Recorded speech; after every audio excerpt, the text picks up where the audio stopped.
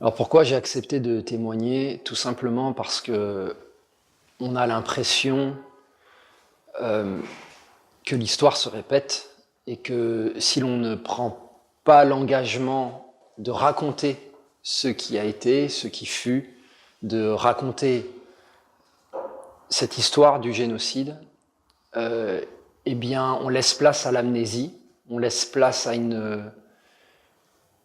au danger aussi du négationnisme et du révisionnisme.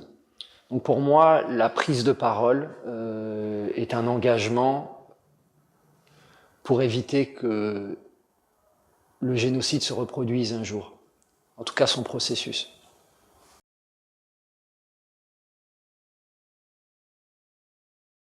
Alors être au mémorial de la Shoah, ça a un sens qui est très fort pour moi, parce que je crois que chaque génocide est unique, mais qu'en même temps, dans tous les génocides, on retrouve des similarités dans la construction, dans les idéologies. D'une certaine façon, c'est comme si les génocides se tenaient par la main. Les grands crimes modernes, les grands crimes de l'humanité avaient un lien invisible. J'ai été très marqué lorsque j'ai commencé à m'intéresser de façon intellectuelle au génocide qui avait enlevé ma famille. Comment ce qui s'était passé au Rwanda résonnait très fortement avec ce qui s'était passé 50 ans plus tôt en Europe avec le génocide des Juifs ou bien en Arménie. J'ai été très marqué par les similitudes qu'il y avait dans les témoignages, dans la manière dans les récits des survivants. Et ça a été un très grand enseignement pour moi, pour comprendre ce qui s'était passé au Rwanda, que de visiter cette mémoire et cette histoire de la Shoah. Bien, il y a 25 ans, j'avais 11 ans, j'étais en 6e, et je vivais au Burundi, mais de façon très étrange, pendant les 3 mois du génocide, je me suis retrouvé en France, parce que mon père s'était cassé la jambe et il avait été rapatrié à Paris. Et donc j'ai vécu le génocide qui se déroulait au Rwanda en regardant la télé. Et ma mère, qui est rwandaise, qui était en train de perdre sa propre famille au Rwanda, n'avait pas les mots pour nous expliquer ce qui se passait. Je me souviens qu'elle n'a pas utilisé le mot génocide et que ce mot est arrivé bien plus tard dans notre famille. Elle disait événements, ce sont les événements. Et moi qui venais du Burundi, où depuis 1993 il y avait une guerre, j'associais finalement la guerre qui se déroulait en parallèle du génocide au Rwanda, voilà, à une forme d'événement général de la région des Grands Lacs. Et en juillet 1994, je suis rentré au Burundi et mon père a trouvé du travail au Rwanda pour aider un peu à la reconstruction. Il travaillait dans les camps de réfugiés.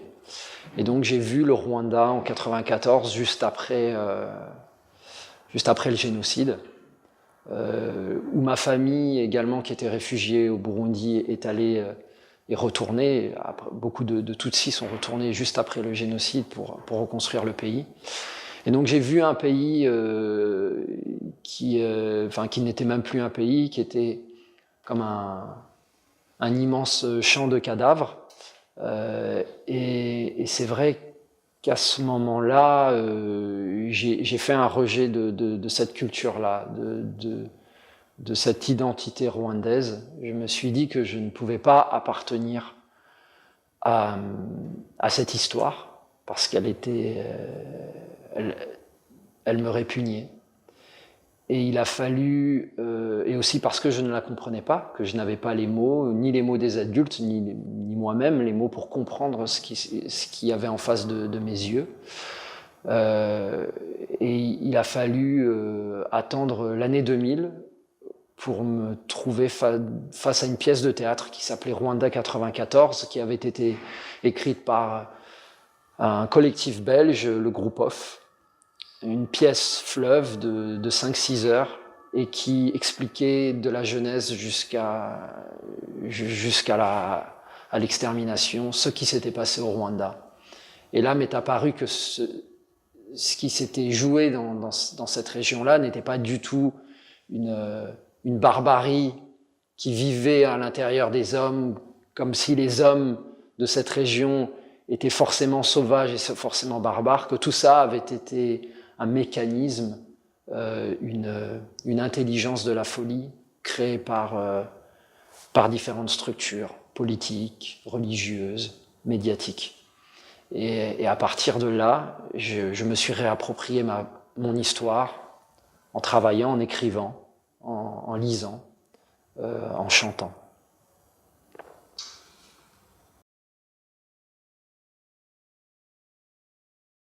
Alors mon livre a eu le prix Goncourt des lycéens en 2016 et pour moi c'était le prix le plus important parce que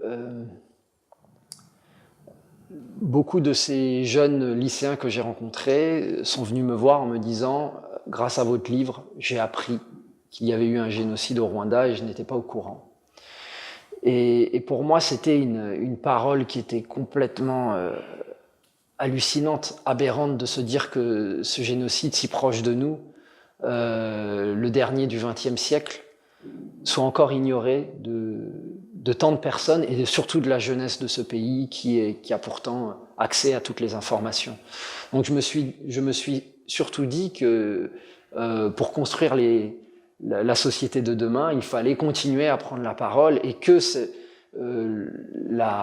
l'exposition que permet ce prix allait contribuer en tout cas à ce que la mémoire se perpétue, même si ce n'est pas un livre de mémoire, parce que c'est une histoire qui se passe au Burundi, qui parle d'un paradis perdu, mais ce détour que le personnage fait à travers l'histoire du génocide contre les Tutsis au Rwanda, eh bien, a permis de mettre en lumière une histoire ignorée de tant de jeunes. Et parler à la jeunesse, je crois que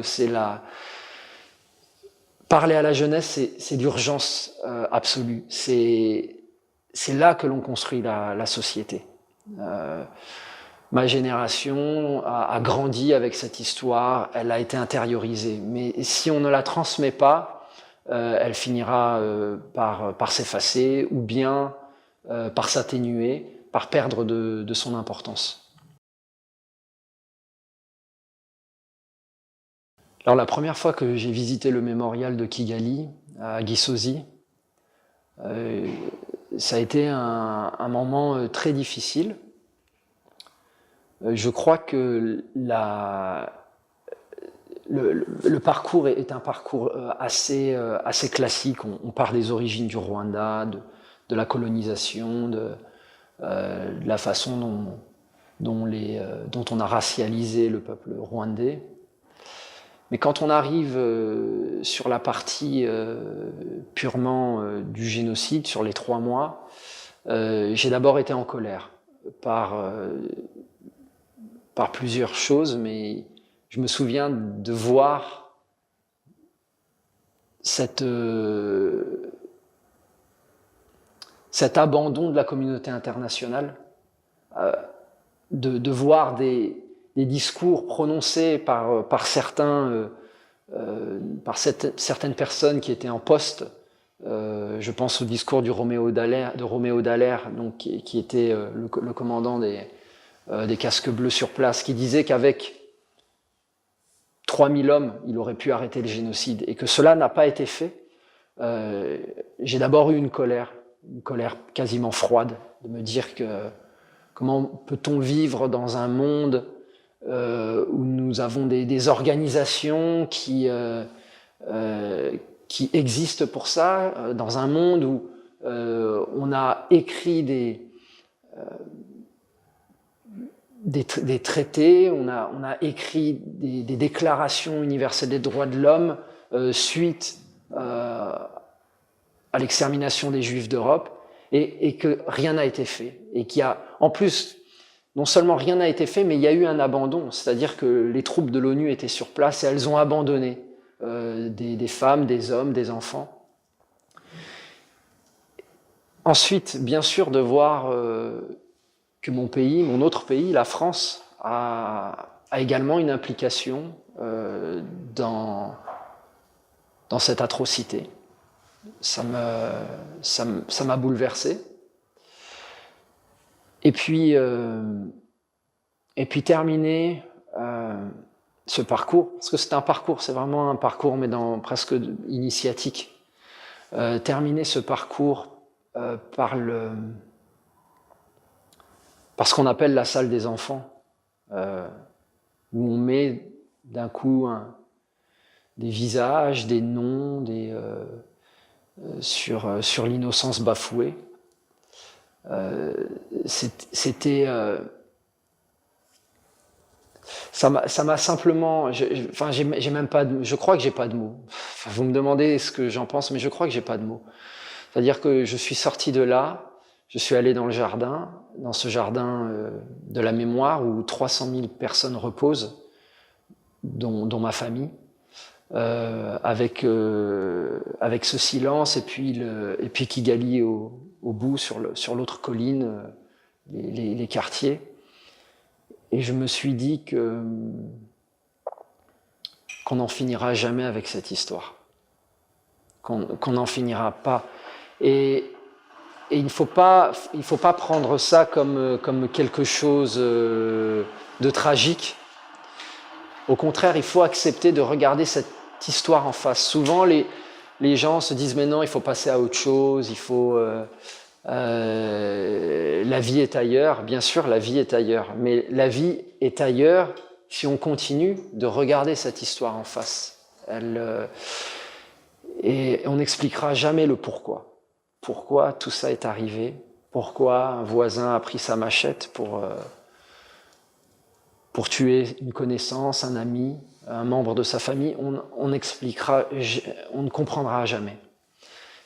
Mais le comment tout ça a pu exister, comment le processus a pu se mettre en place, je crois que c'est ce que nous permet d'appréhender des endroits comme le mémorial de Kigali ou le mémorial de la Shoah ici à Paris. C'est-à-dire il faut avoir ce courage de regarder l'histoire en face et de se dire comment on en arrive là. Mais le pourquoi, ça restera un mystère. Alors, le Rwanda aujourd'hui est un pays qui est très loin de mes premiers souvenirs du Rwanda. Je disais en 1994, quand j'arrive au Rwanda, c'est un charnier. Et aujourd'hui, le Rwanda est un pays debout, digne, et est un pays d'une grande douceur,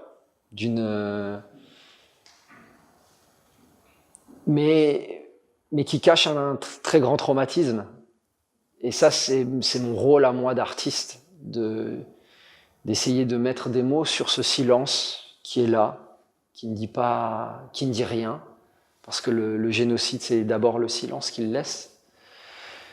C'est une société jeune, dynamique, mais cette jeunesse et ce dynamisme, il est aussi poussé par ces fantômes, par cette envie de s'éloigner rapidement, le plus vite possible, de façon frénétique, de ce cauchemar de 1994. Donc pour moi, le Rwanda est une société à double lecture. Il y a ce que l'on voit et ce que l'on doit ressentir. Ce que l'on voit est assez rapide, on finit par parler d'un miracle rwandais, on vante la croissance extraordinaire du Rwanda, la propreté du Rwanda, la résilience du peuple. Mais il y a un sous-texte, il y a quelque chose qui se transmet des parents aux enfants et qui ne se voit pas et qui doit se ressentir. Et pour moi, c'est le rôle des artistes, c'est le rôle, ce travail que l'on fait, le travail de transmission, de mémoire, que d'essayer de faire parler ce silence pour qu'il ait un sens. Alors j'ai appelé mon livre Petit pays pour plusieurs raisons. La première, c'est que c'est une histoire racontée à hauteur d'enfant. Donc c'est d'abord le petit pays de l'enfance, le paradis perdu. Également petit pays parce que j'ai un attachement pour cette région. Et quand je dis petit pays, je parle du Burundi et du Rwanda. Donc c'est l'adjectif de l'attachement. Et puis petit, bon, pour une raison plus prosaïque, ce sont des petits territoires. Je crois que le Rwanda est plus petit que la Bretagne, donc c'est dire. C'est sur la carte d'Afrique un petit point, mais c'est avant tout ça. C'est une histoire, petit pays pour l'attachement que j'ai et pour ce paradis perdu de l'enfance.